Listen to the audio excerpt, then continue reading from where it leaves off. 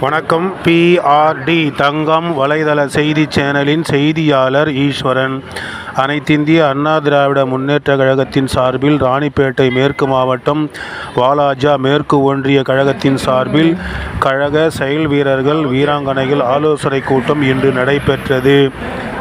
தலைமை தேவேந்திரன், ஒன்றிய கழக செயலாளர், வாலாஜா மேற்கு ஒன்றியம், இவருடைய தலைமையில் இன்று நடைபெற்றது. முன்னிலை வகுத்தவர் எஸ். சம்பத், ஒன்றிய அவைத்தலைவர் அவர்கள். வரவேற்புரை நிகழ்த்தியவர்கள் சாந்தகுமாரி, கோபால், ஏ.ஜி. சரவணன், பிரேமா கருணாகரன், ஜி. சுதாகர், சுமதி வேலு, என்.எம். சக்கரவர்த்தி, என். தட்சிணாமூர்த்தி.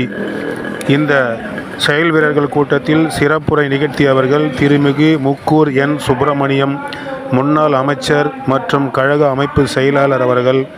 ராணிப்பேட்டை மேற்கு மாவட்ட கழக செயலாளர் எஸ்.எம். சுகுமார் அவர்கள்.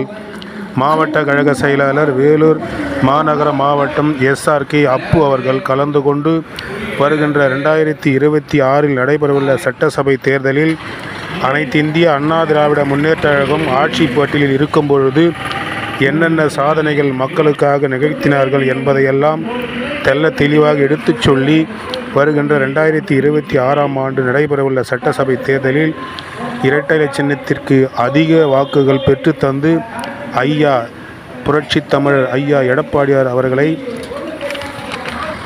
தமிழ்நாட்டின் முதல்வராக அமர வைக்க வேண்டும்.